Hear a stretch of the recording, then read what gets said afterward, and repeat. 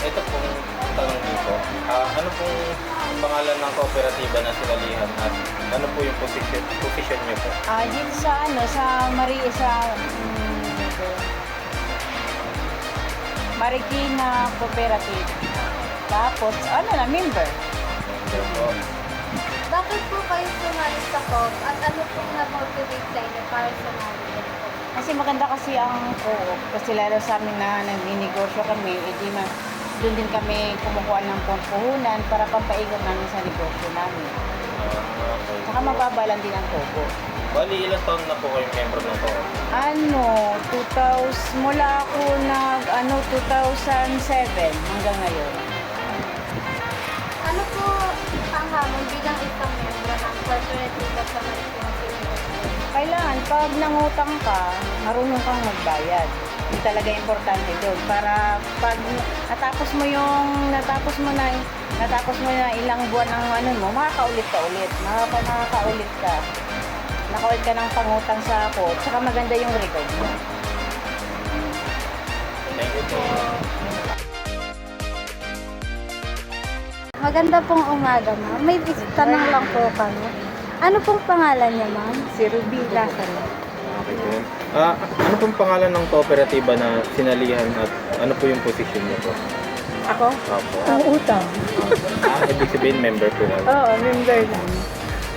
Ilang taon na po kayo na member sa cooperative? Hindi ko na matandaan, tagal na. Matagal na po. Luma pa tong, 92, mga 94. Oo, Tagal ganun. na rin po. Oo. Kasi yung panganay ko, 92 ko yung pinanganak eh. Mga 94, ganyan. Oo. Ito Kasi po. nag-start kami, 92 din, kaya lang di kami agad sa Nasdaq.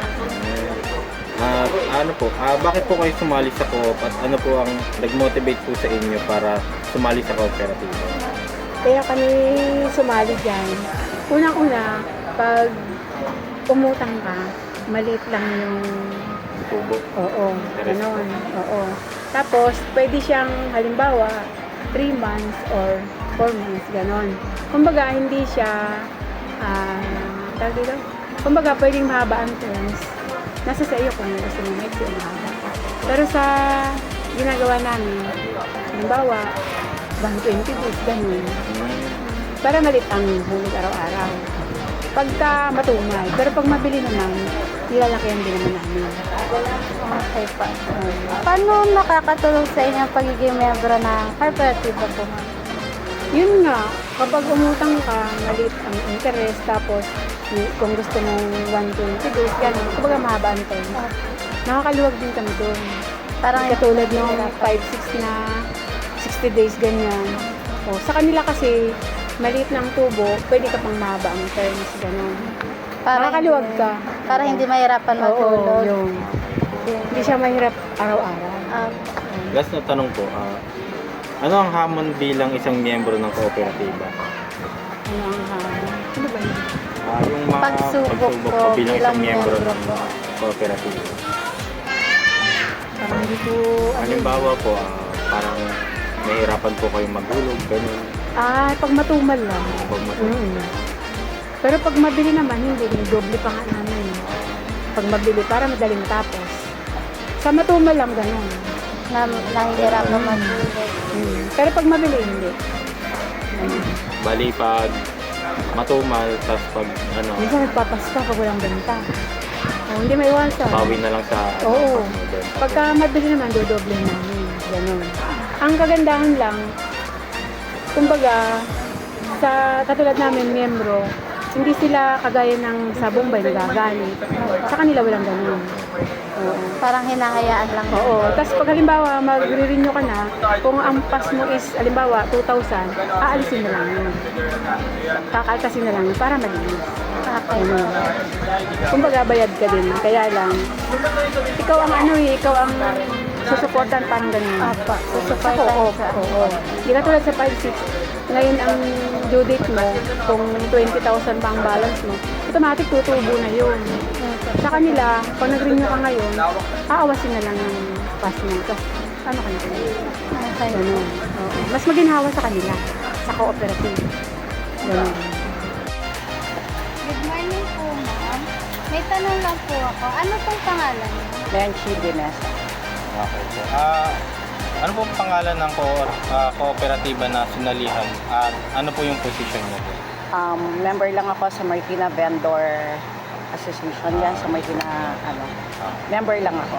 Yung sister ko, committee, siya, parang committee mate, siya din. Position. Wala siya, sayang, hindi mo ma-interview. Maya-maya, bumalik kayo kung gusto niya. Kasi dalawa pwesto namin. So, dati siya naging, parang deputized, ay parang yung sa pera, yung nag-on. Dati lang position niya, then bumaba siya, parang nag-rest muna siya, naging committee na lang siya. Chairman siya doon. Parang may kanya-kanyang committee ang tinatawag sa kooperatiba dyan. Ilan taon na po kayong member ng cooperative? Matagal na, parang hindi ko lang matandaan kung 10 years na, mahigit or 15 years. Hindi ko na pero mas matagal yung sister ko. Mamaya pupunta yun before lunch. Kung may time kayong bumalik. Bakit po kayo sumali sa co-op at ano po yung nag-motivate sa inyo po para sumali sa cooperative? Diyan sa co-op na yan, naging okay sa akin kasi malaking tulong siya pag kailangan mo sa business. Kasi mas maliit yung interest niya compare sa mga ibang loans. At the same time, pag may offer sila kasi, hindi katulad sa ordinary loan, wala silang birthday loan, Christmas loan. Ang Christmas loan dyan sa cooperative, dyan sa Marikina Vendors, is times 2. Pag okay ang bayad mo. Pero pag hindi okay ang payment mo, times 1 ka lang. Or either delinquent ka. Delinquent is hindi ka okay magbayad. Yun. Malaking tulong niya at the same time sa education. Pag may anak ka, paamin mo muna naman ito. Nag-interview. Okay lang, madagdag. Tapos, pati sa education, pwede ka mag-loan. Good for 1 year. May offer kasi dyan sa Marikina Vendor, hindi lahat ng kooperatiba. Dyan sa Marikina Vendor, may regular loan, may birthday loan, 1 year to pay, Christmas loan, 1 year to pay, may educational loan din. So, sa pag-aaral ng anak mo, malaking tulong siya. Diba? Ito po last na po natanong. Ano po ang hamon bilang isang miyembro ng kooperatiba? Yung mga pwede pong maging problema bilang isang miyembro po. Pag hindi ka nakabayad, number 1 sa lahat. Kasi ang dami sa ngayon, as of now, maraming member ng cooperative hindi nakakabayad. So, hindi ka makautang. So, tumutubo yung interest. Kaya, yun ang number 1. Kaya dapat, ako as of member ako, since nag-member ako dyan, never akong awa ng Diyos. Kahit nag-solo ako dati, bumalik lang ako sa mani ko. Nakaya ko lahat. Yun ang iniingatan ko. Kasi once na masira ka, mahirap. Diba? At the same time, kahit na hindi ka makabayad, yung interest kasi, yun yung iingatan mo. Hindi ka tulad yung verbal lang sa tao. Makiusap ka lang. Pag sa kooperatiba ka sumali, may tubo at may tubo. And kahit 3 years, 5 years ka ng stock, may ka pa din makikita sa computer. Ganun yan. Yun ang iingatan niyo sa lahat. Kasi parang bangko din yan eh. No, pero okay ang kooperatiba. Kasi 2 member ako ng kooperatiba. 2 member ako ng kooperatiba. As of now, hindi ako kami nasisira. Iniingatan namin. Kasi, Ingatan niyo din yung name nito. syempre, number 1 sa lahat yan. Saka, at the same time, malaking tulong sa negosyo yan. Pati yung pangangailangan mo sa pamilya mo. Kasi, biglang katulad yan, hindi pa ako naglo-loan ng Christmas loan, nakakatuwa. Kasi, magkakapera ako sa Pasko na inilo-loan mo, good for 1 year. Yung iba, masama loob kasi, delinquent sila. May iba din, times 1, times 2 ako. Nakakatuwa. Parang, yung may pera ka sa December, pero ingatan mo din paano magbayad. Kasi once na masira ka, ikaw din mismo, mahihiya ka din. Tsaka ang Marikina Vendors, every assembly namin, hindi lahat ng kooperatiba may iba rin nagbibigay sa ibang kooperatiba. Pero yan, pag-assembly namin sa March, April, mga ganon, may giveaway kaming pera. At the same time, may cater na pagkain, may mga paparize. Ngayon na binigyan na kami ng gift. Binigyan na kami. Christmas gift. Oo. Maaga. Nakakatuwa. Kaya di kanya-kanyang kuhanan. Nakakatuwa. Kaya Yung tsaka meron dito, Marikina vendors, hindi lahat ng cooperative may balik tangkilik. Alam niyo yan? Hindi niya. Balik tangkilik, reward sa sarili mo pag good payer ka. Pag hindi ka good payer, wala kang balik tangkilik. Yun yung sinabi. Hindi nila kasi may, kunwari, di ba katulad ako, nagbabayad ka, updated ka, kahit holiday or Sunday, pag Christmas ka birthday loan, kailangan binabayaran mo. Pag yun, updated ka lagi, may reward ka after 1 year. Nakakamit naman yun. Sa ibang kooperatiba, doon sa isang konsunalihan, wala na. Kaya yun ang mahigpit. Okay na? Thank you. Thank you po. Good morning po. Tanong ko lang po, ano po pangalan niyo? Or nickname? JP. Ang tanong lang po namin is, ano pong pangalan ng kooperatiba na sinalihan at ano po yung posisyon niyo po? Wala. Member. Okay. Marikina Vendors Association. Yung nandun sa baba, katabi ni kusina ni Kambal. Okay po. Wala akong position. I'm just a member. Okay.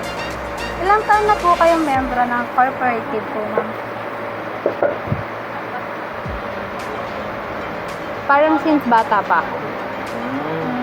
Okay. Tagal-tagal na. And bakit po kayo sumali sa co-op at ano po ang nag-motivate sa inyo po para sumali sa kooperatiba? I joined because my parents encouraged me to join. Actually, they were the ones who signed up for me. Tapos, when I got older, I continued it lang. Actually, beneficial siya as a businesswoman kasi you can have loan, pwede ka mag-loan sa kanila, at the same time, pwede ka mag-savings, as parang may mga wallet ka na mas easy access compared mo sa mga big banks like BPI, BDO, mga ganong big banks. Mas madali kasi syempre neighborhood lang. Ayun, yun yung advantages. Tapos minsan kapag ayun nga, mag-loan ka, tapos meron din sila mga benefits, may mga ganon. So, parang beneficial siya sa business mo na growing pa or parang pag mamimili ka, ganon. Okay po. Ito po yung huling tanong lang po. Bilang isang member po, ano po yung hamon niyo po bilang isang member ng kooperatiba? Parang yung isang challenge is that yung everyday you have to kailangan mo mag-save, kailangan mo magbigay sa kanila. Kasi minsan, not everyday naman mabenta or minsan may days na yung sales mababa. So parang, syempre kailangan mong itawid yung isi-save mo for the next day. Pero it's still up to you kung gusto mong everyday magbigay. Pero kasi, for me, everyday kasi ako nagbibigay sa savings. Para at the end, if may emergency or may kailangan bayaran, may mapupull out ako. Yun. So, yun yung challenge. Pero, on normal days naman, parang most of the days of the year, parang wala naman akong naging challenge. Wala naman akong naging, hindi naman siya na mahirap sa akin. Wala. Okay lang siya. Thank you po.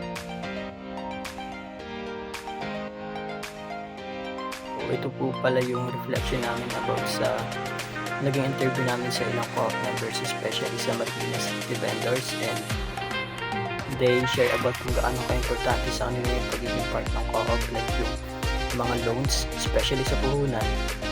Doon sila nakakuha ng puhunan in case na kailangan nila.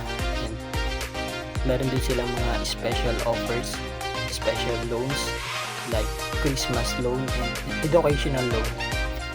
Applicable lang yan kapag magandang records mo sa pagbabayad. Most of them are more than 10 years ng member ng co-op.